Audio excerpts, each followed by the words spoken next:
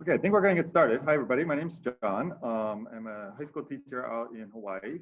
I teach AP History, AP Psychology, and some regular history classes. And what I want to talk about today actually comes out of that regular history class because I have a lot of ELL students, and this year, especially a lot of Chinese ELL students. So I'm going to work with Chinese language today, but what I'm going to talk about applies to basically any language that you can translate online. So this is the situation in terms of what I have here. I have a lot of sets that I've made for my students, and I really want the ELL students to be able to access the content. Of course, I want them to develop their English fluency and feel like they're part of the class too, but primarily my number one goal here is I want them to learn history. And I don't care that much whether they're learning about it in English or in Chinese, but at the end of the year, I want them to know they learned American history. They learned what happened and why it happened and so on. So my number one outcome that I was looking for is for them to learn the course content. So what I'm talking about here wouldn't apply necessarily just to history. So you could do this in science class or whatever. You're looking to teach content and you want to have Quizlet sets that you've created be accessible to students who don't speak English or don't speak English very well. This hopefully can help you out with that. And it certainly has helped my students. Of course, any student who uses the Quizlet sets to study does better on my test, but then those ELL students, their scores zoomed way up, and a lot of them are very diligent, hardworking kids who are frustrated with not knowing a lot of English. And as soon as they could access the stuff in Chinese, or and I have students who speak Japanese in the class also, like it just has made a huge difference. So my number one goal is to have the students be able to access the content in their own language.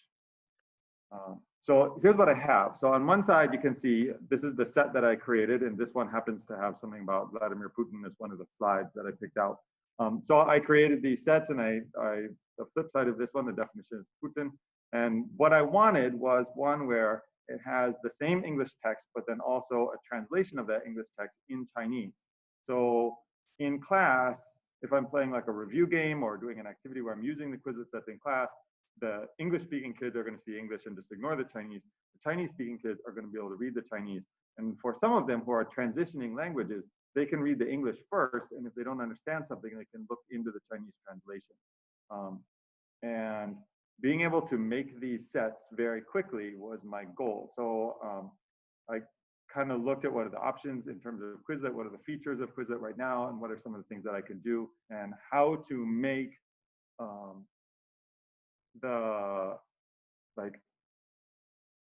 how to make the sets translated into these dual language sets really fast. Hold on, I think we have an issue. So you guys can't see what I'm looking at. I want to make sure that that's fixed.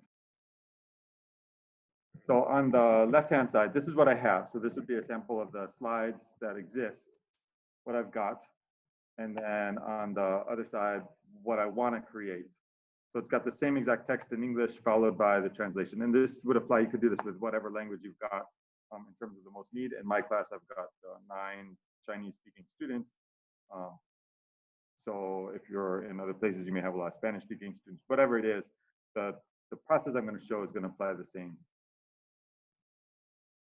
And then the steps, what I'm going through here is I'm going to use Quizlet. I'm going to start with a set that I already have, whether you got it from someone else or you make it yourself, doesn't matter.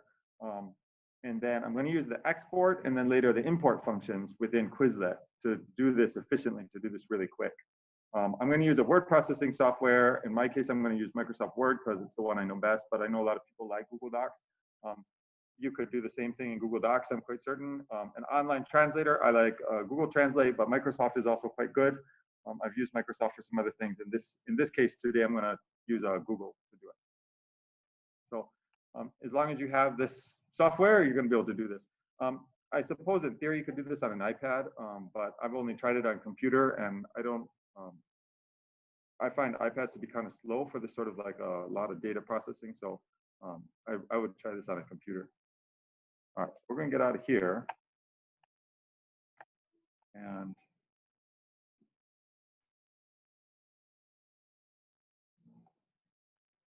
I want to make sure that I can see your comments here.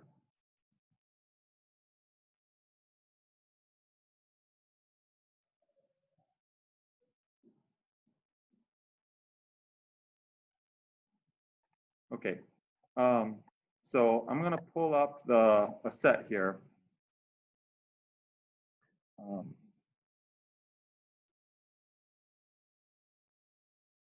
Okay, so we were studying the counterculture yesterday. So I have a set here on the counterculture.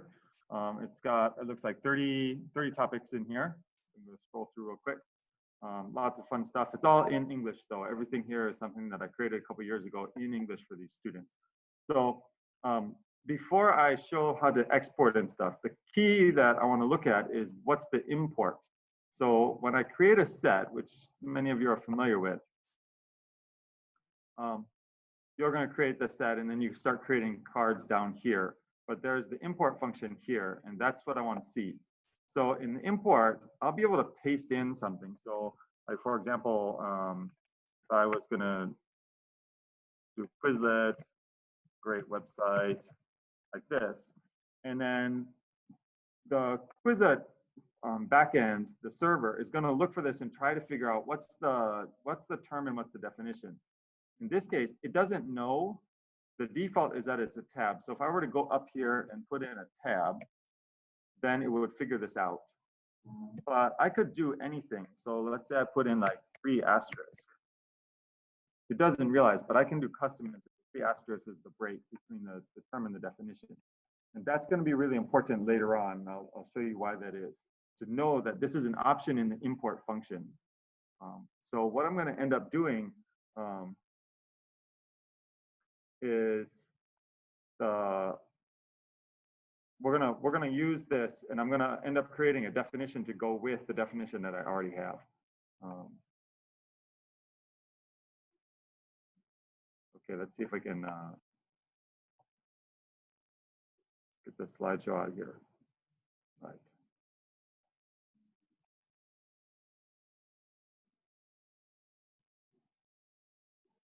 All right, I gotta switch windows. It's the first time I'm doing this one. All right, I think you can see this better now.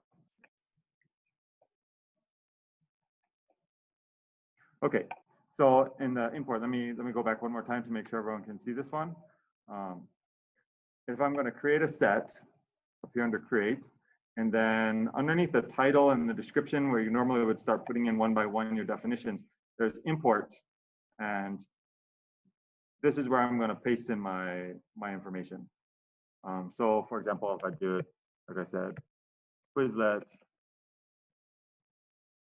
a great website, and then it's going to think, okay, so here's the options between the tabs, and then so I can see, okay, it's got a hyphen, so I could say, yeah, I want the hyphen, but I could do anything in there. So this is where I say, okay, I'm going to do a couple of asterisks, and now I'm going to tell it, okay, those 3 asterisks are the break between this. So this is important in terms of creating the definitions. This is a trick that I use to make sure that it works. All right, so I'm gonna get out of here, leave. I'm gonna create it another way. So in this case, I want to translate this set, this one about the counterculture, into English and Chinese both set. So down here under the 3 little dots here, give me more options. One is export. So first I'm just going to get it all out.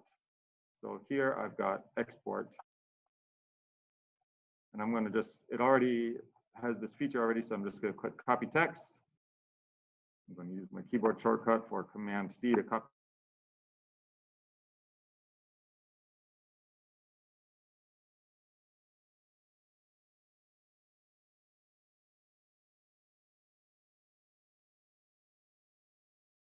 Make sure you guys document. Here. All right, I think you can see this one now. I'm going to get a blank document, and I'm going to paste it in. Okay, so it's just raw text, and it's just the text of all the slides.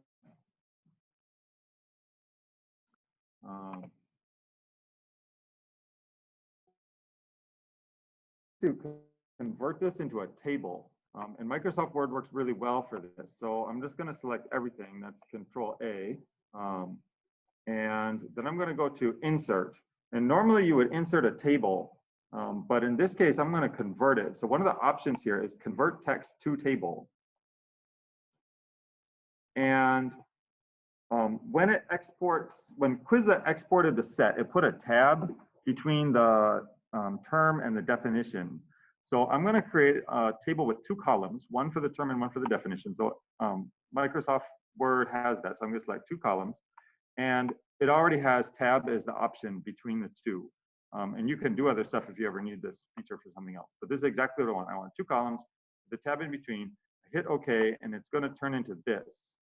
And I'm just going to scroll through to make sure it all worked. And if something goes wrong, then I got to fix them one at a time. But this time it worked out just right. So I've got now all my definitions or my terms on one side and my definitions on the other. So now what I want to do is I'm going to put another column over on the right-hand side here, where I'm going to put in the Chinese translation. So under table tools, under layout, I'm going to insert a column on the right, which is great. This is exactly what I want. So my Chinese translation is going to go in here. So I'm going to do this. I'm going to just select the whole column. I can do it with a little arrow at the top, or you can just drag through the whole thing. But in my case, I'm going to do it here. I'm going to copy this now. And now I need to pull up, let's see. We'll do this one. I'm going to go to Google Translate, which is translate.google.com. And this is real small. So let's put this back. Okay.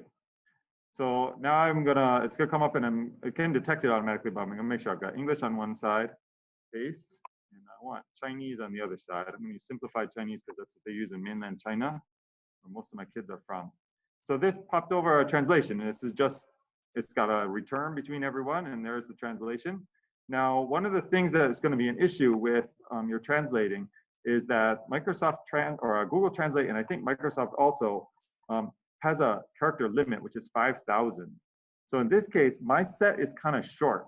But if you are making sets that have 40, 50, 60 terms in there, or long definitions, you're going to end up with a problem and it'll cut it off.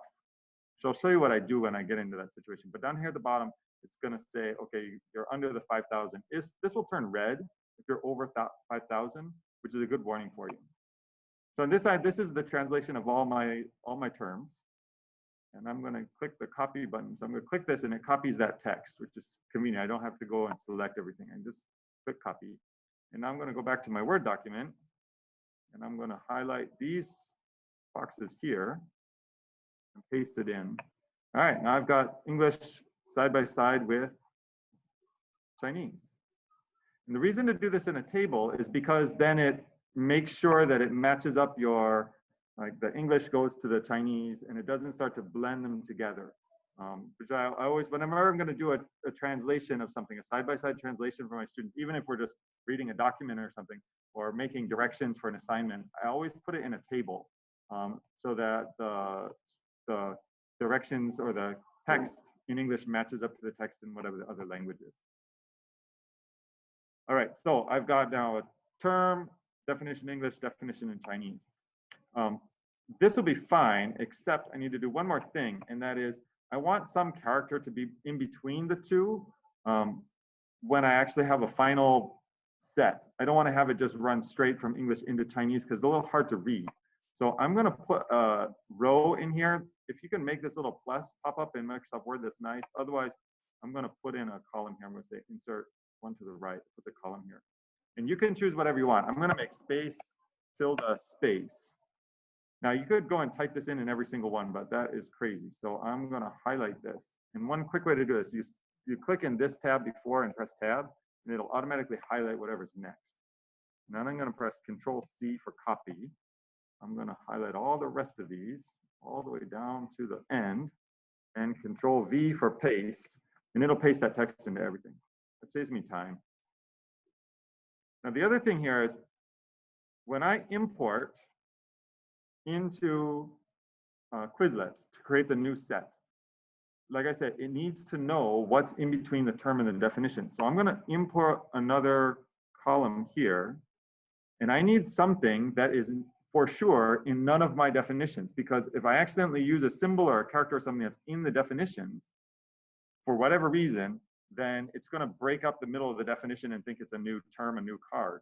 So that's why I like to use asterisk, because I know for sure I never use 3 asterisks in any definition ever, ever, ever. So I'll use that. I'm going to copy that now. Control C for copy. And I'm going to paste this into all of here. And now I'm ready to go. So I'm going to select all, copy. There we go. So I've got everything now. All that text, everything is copied, include the tilde and asterisks and everything. And now I'm going back to my sets here. Okay, so I'm going to make a new one. I'm creating a set. This is going to be my counter culture. I'm going to put with Chinese translation. I'm not going to worry about description right now. And instead of putting in terms one by one, I'm going to use the import. And I'm going to paste all that text that I created. And I need to say, right, the thing in between is those 3 asterisks. And now I've got, as I scroll down here, I've got the term, I've got it with English, tilde, and then with the Chinese. And I import, and it's going to come up here, my usual editing page where I can look and see how am I doing stuff.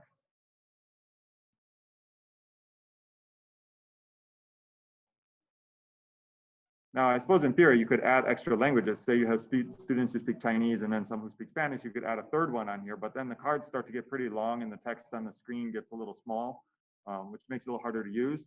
So in my case, you know, I have a smattering of students who speak something else, and the majority of my ELL students are Chinese, so that's what I tend to use, and the other students just have to learn English faster, which is unfortunate, but I do send out the links to these for them to study, so you can create specialized ones for different students to help them study. And then, of course, it's top create. And it's going to ask me to choose a language. Strangely, it asked me to choose the language on this side only. It's not confused by the other side, but that's okay. And create. And now I've got a set. Get rid of that one for now. And if I do flashcards, and there we go. So my English speaking and my Chinese students can now use the same set. So when I do a review activity in class, there we go, and we can go with all of these. My experience with Google Translate is that Chinese is pretty good, actually. I guess they spend a lot of time working on that. Spanish is pretty good. Many of them are quite good. Some of the lesser known or lesser used languages are tricky. I know that Japanese is a little tricky. It comes out kind of weird sometimes, but Chinese is actually quite good if you have Chinese students. You can pretty reliably use Google Translate for this. So that's how I do it. I'm going to export, go into Microsoft Word, paste it in, turn that text into a table using the insert table, convert to table feature. I'm going to add columns here. So I have a column for whatever the symbol is I use to break between the term and the definition. I'm going to add something here. You wouldn't have to do this one, but I find that it makes it more easy to read the final product. And in this case, I like tilde, but you could use a slash or a hyphen or a colon or whatever you want to use. And then a column that is for the translated text. And it's just simply a matter of copying and pasting a lot of times, and then you can make it work.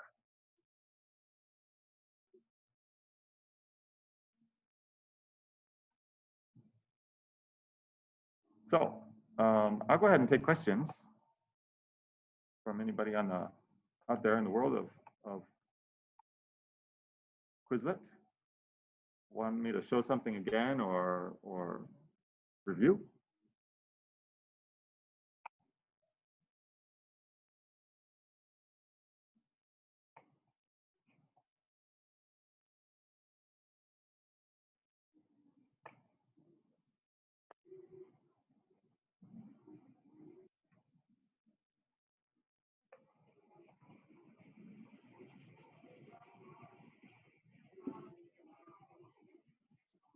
Thanks for your help. Comments, by the way, everybody, on telling me when my slide wasn't showing up. Got 2 screens going here, and first time to do a webinar.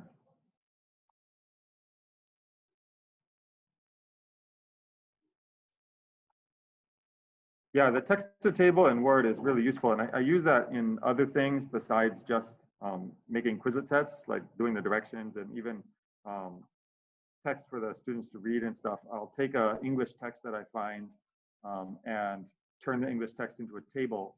And you can make the borders of a table disappear. You can make them invisible in Word. You can do this in Google Docs too. It's a little trickier, but you can do it in Word for real easily. And then nobody realizes that it's in a table. But it's a way for you to make sure that the text lines up side to side. Some languages require more space, like Chinese is more compact than English. Actually, it always takes less space on a page. So then you can stretch the cells, you can stretch out the English side and the Chinese more compacted.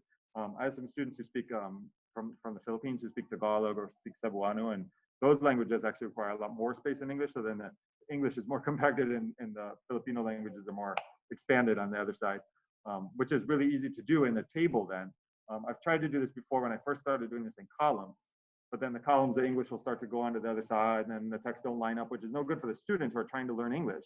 If the text they're reading in their own language it's not aligned to the English, then that makes a real problem. So doing it at a table is really fast. And then when you paste out of Google Translate, wherever the returns are, like the paragraph breaks are, is going to jump to the next paragraph or jump to the next table, the next cell in the table. So that's really super, super good that it works like that, because it really makes it a lot easier.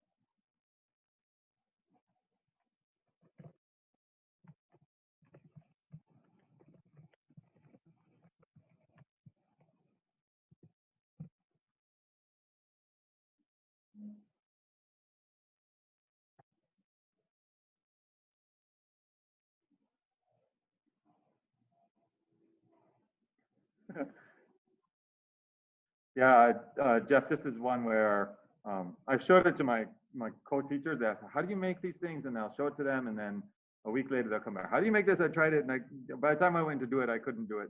And yeah, so this is one where I'm glad that Quizlet told me they're going to record this. And so it'll be up there on their site or on their YouTube channel, I think. And so hopefully people will go back to this one and, oh yeah, I remember somebody told me once how to do this. How do I do it? And then be able to find it.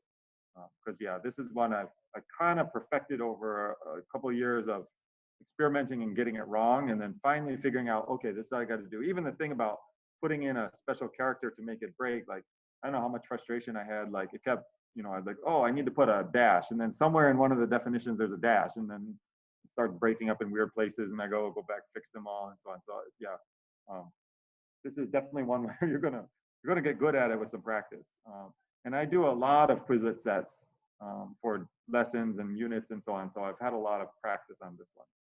Also, I have a lot of ELL students in my classes here in Hawaii. We have a lot of students from various places in Asia. And so even using different languages, I've got some experience with different languages now from being able to help them out. But for sure on their face, you can see they really appreciate it when you give them something that really helps them learn.